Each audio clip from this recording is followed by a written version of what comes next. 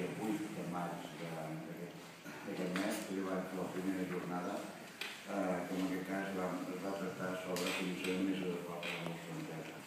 Avui continuem amb aquestes jornades, són des del Servei d'Informació Empresarial, i avui es tractarà com presentar un projecte empresarial a les entitats bancàries. I continuant amb aquest servei contínuament.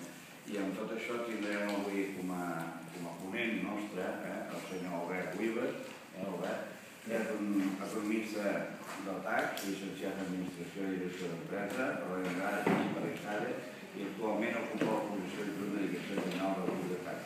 Per tant, benvingut, Albert, i com vulguis per fer la presentació d'aquest. Molt bé. Bé, doncs gràcies al Consell i al Servei d'Informació per convidar-nos a fer aquesta petita xerrada, com voleu dir-li. Si us sembla, jo m'aixecaré perquè em sento més còmode aixecat. I bé,